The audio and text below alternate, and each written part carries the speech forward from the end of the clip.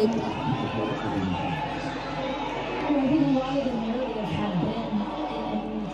Hi guys! We are back. Oh. Nakarating na kami. Ang dami namin pinagdaanan. Na-cancel yung flight namin na saan ba yung huling vlog ko guys? Manila. Di ba na-cancel yung flight namin? Pagadian to Manila. And then nag-rebooking kami. Pumunta kami, nag-rent pa kami ng car going to Dipolog kasi yung sasakyan namin maliit. May Innova kami guys kasi lang sira. Ipapaayos pa namin yon. And nag-rent kami ng car from Pagadian to Dipolog. And then Dipolog to Cebu. And then yung flight namin super delayed talaga guys. Shout out to Cebu Pacific. Thank you kasi pinakain yung mga anak ko ng Jollibee. And it's okay lang sa anak ko guys na na-delayed sila kasi may pa free Jollibee yung yung Cebu. Nakalapag kami ng Maynila super late na. So yun yung yung last na vlog natin. And then Saturday, that was July 26, flight namin to Manila to San Francisco. And super relaxing kasi nga naka-business class kami guys. Hindi yun by choice. Walang choice si Mr. kasi nirebook yung flight kasi pag yung supposed to be yung original flight namin is 25. July 25 yung flight namin early in the morning going to San Francisco, pero hindi kami na guys ni Mr. na hindi namin mahabol yung flight dahil nga sa delayed yung flights namin papuntang Manila. So yun, nirebook ni Mr. Hindi yun by choice kundi napipilitan si Mr. na i-rebook kami through business class. Kasi wala siyang na economy class kasi yung original booking namin guys is economy class lang yung afford namin guys kasi mahal na yung business class. So yung chinek ni Mr. July 27 pala nag-add si Mr. ng $3,000 kaming tatlo. So, sabi ni Mr., would you like to get this one or hintayin natin yung Tuesday flight naman, still economy, same price ng yung economy din namin na 25, sa 25 sana yung flight, same price lang guys. So yun, sabi ko get the business class kasi sabi ko ang super stress ko na dahil nga sa delayed yung flights namin. Ayun, kinuha ni Mr. Woods. I'm so thankful to my husband kasi naka business class kami guys going back to San Francisco. And super behave ng dalawang bata kasi pwede kaming makasakay ng free na flights, pero dahil ngayon napunuan guys, yung non-rev kami, so ang hirap makakuha ng free flights guys, sa totoo lang. Kahit na sabi nga nila na libre daw yung ticket, pero pag piloto yung asawa mo or nagtatrabaho ka ng airlines, pero ang hirap kasi depende naman yun sa posisyon. Although senior na yung mister ko, pero hindi mo sigurado na makakuha ka ba talaga ng free na flights. Kaya iniwasan namin yun. Kaya ang ginawa ni Mr. bumili siya ng ticket ahead of time. So yun, hindi ho kami free na flights. Unless lang kung maghihintay or maghihintay kami ng tatawagin yung may available ba na. Oh no. Australia get one. Okay guys, hinto yung nahinto yung vlog ko guys kasi super invested ako sa Olympic ngayon. Nanonood ako ng Olympic guys. Yung kasi yung games is USA versus Australia na soccer. Alam niyo naman na yung mga anak ko naglalaro ngayon ng soccer guys. Kaya isa din yun sa dahilan ng paghihinto ko sa vlogs kasi ewan ko ba na ko sa soccer ngayon guys kasi yung mga ko nga na sila addicted pabalik-balik. So, ito guys, ito, kakarating lang namin, dumating kami, no, kahapon. Kahapon kami dumating dito sa Arizona, guys. Kaya, may mga jet lag pa kami. And yung mga bata din, 7 o'clock. And while nasa San Francisco kami, guys, kasi nga, na-cancel din yung flights namin. Napauwi namin, supposed to be Sunday. Pauwi na namin, pabalik na sana kami sa Arizona, and then nandun na kami na airport, nakasakay na kami ng plane, pero some mechanical issue nga sa plane, so bumalik kami. Nag-deplane kami guys kasi may sira nga daw yung eroplano, and then nag-stay kami ulit ng hotel and provided by United Airlines, and then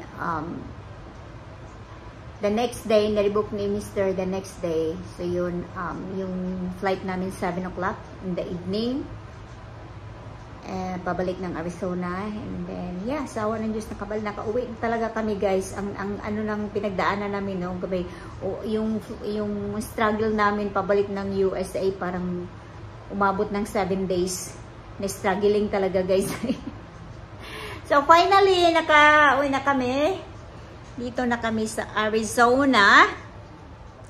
Kauwi na kami ng bahay. And ito, may mga jet lag pa. So, kagigising ko lang. Si Mr. walang jet lag kasi matagal naman na siya nakabalik, guys. And dinala niya yung kids sa Peter Piper Pizza kasi yun yung request ni Liam. And ako is unti-unti maglilinis sa super kalat ng bahay. Ipapakita ko sa inyo kung gaano kakalat yung bahay namin, guys. Grabe, super kalat. Itong kusina, okay lang kasi medyo nilinisan siya ni Mr. Pero yung way ng paglilinis ko, iba ng paglilinis niya. Kaya hindi. Okay, yan. Yan yung kusina natin, guys. Ayan, may towel. Kasi nag-swimming sila kahapon. So, ayan yung towel. Ayan, lahat ng laruan ngayon nakalabas kasi si Liam. Na-miss niyo yung mga laruan niya. Ayan, dyan pa lang tayo magsisimula. Yung flowers ko namatay lahat. Bibili tayo ulit ng panibagong flowers, mga plants. And yung living room natin, guys. Ayan. Yun, may supply, may damit. And dito, ito yung pa-birthday namin ni Grandma. Last time, hindi pa siya na ligpit. Ayan, oh. And then, yun. May balloons pa. Papuktukin ko pa yan nilagay sa basurahan. And then, tingnan nyo naman yung play area / gym area. Ang kalat, guys. Ayan. Yan, si Liam yan nagkalat niyan. Okay. Look. Ang kalat ng bahay. Ayan yung gym area. And then, yung room ni Brianna. Yung bathroom, tingnan niyo naman. Woo! Room ni Baba. Oh, diba? Ang linis, no? And guys, ayusin mo lang muna yung mga kama namin. And then, next is this one. Mag-ano ako kasi ang alikabok. Maraming alikabok yung bahay namin, guys. Super alikabok. Uminom lang muna ako ng coffee. Hindi pa naman ako gutom, guys. Ngayon is madaling araw na ngayon sa sa Pilipinas. Kaya so far so good. Hindi pa naniningil yung tiyan ko. Yung alaga ko. Okay. Nalalagay ako ng mga tissue.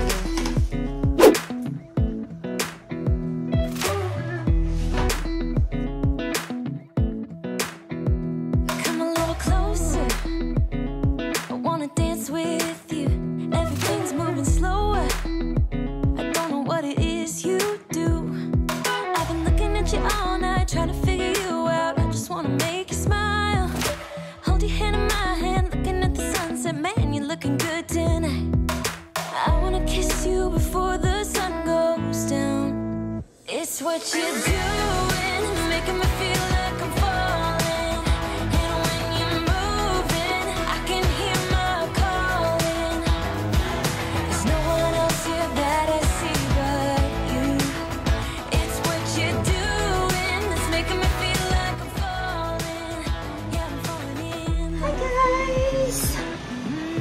na dito.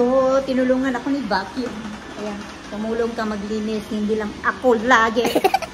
Kids are back. Si Mr. Gym, guys. Pumunta sa gym. Gym is life. And kids, look.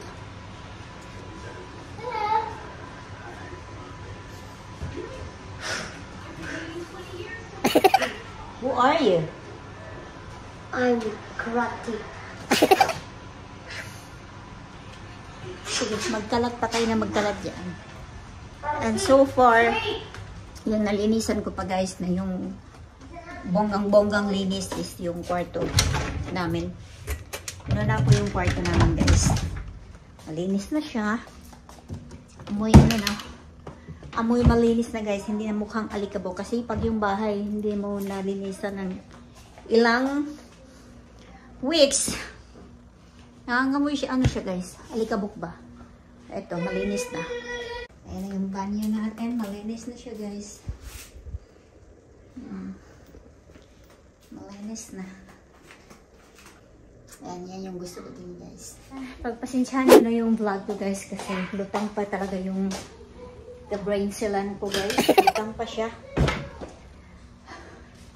Yan, para akong ano ay, para akong lasing.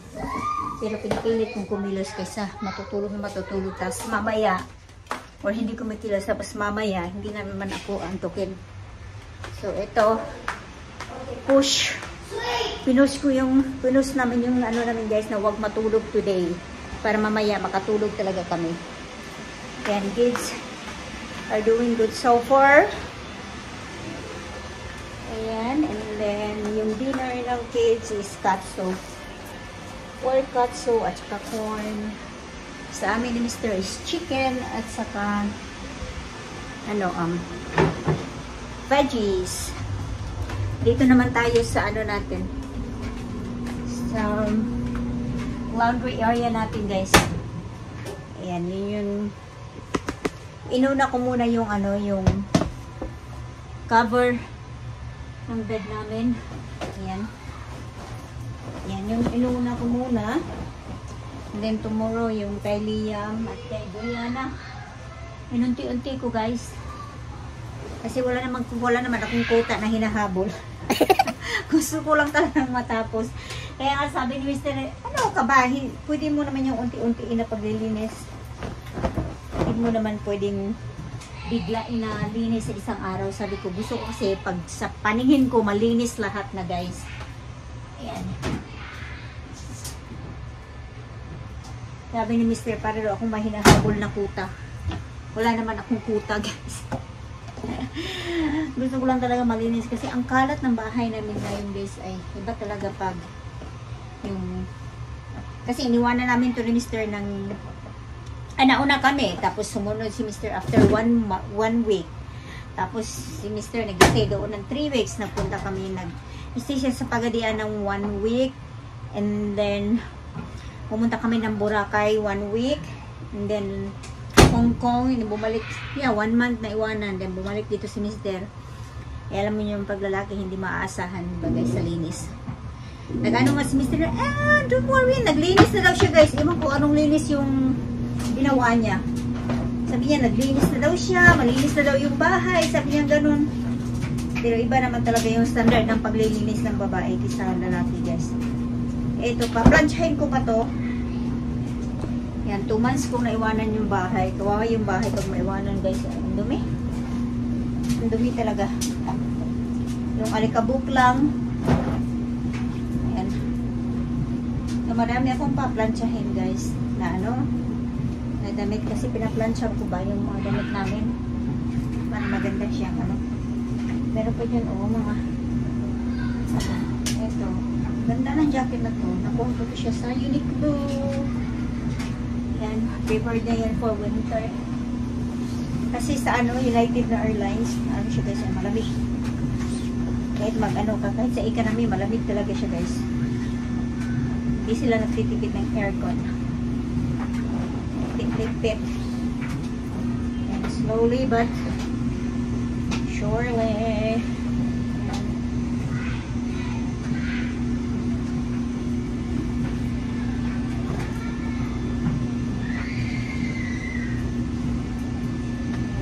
ko naglalaro. Mamaya lombat na yan guys, mga 7. Kagabi pinilit namin na matulog sila ng 8. Hindi talaga sila yan pagod na, inaantok na siya 7 o'clock.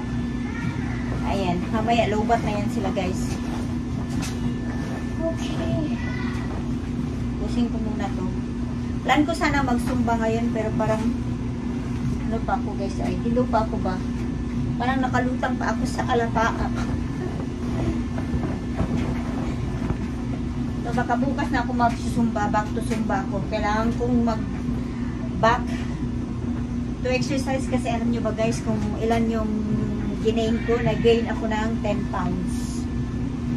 Sarap kasing kumain yung mga ano ba, hirap mag-ano sa Pinas. Mag-diet guys, mahirap mag-diet pag nagbabakasyon ka. Kasi namimiss mo yung mga pagkain, tapos gusto mo din yung masasarap na pagkain na ipatikin sa family mo. Kaya, eto, nag-gain ako ng 10 pounds. I feel it talaga guys sa katawan ko. Nag-gain ako ng 10 pounds. Okay, back to ano tayo? Back to sa Pinas. Kung sa Pinas, madam dito back to patulong na tayo guys. Back na yung ano natin. Pagtatrabaho natin. As a housewife.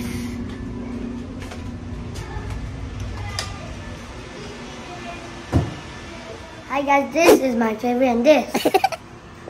But I only got He already ate 2 bags of this last night. Bye bye. And 1 box of this guys. So ayan, na-miss niya yung mga favorite fruits niya. So kain tayo. Ay, hugasan ko muna to para ready na siya. Hugasan ko to lahat.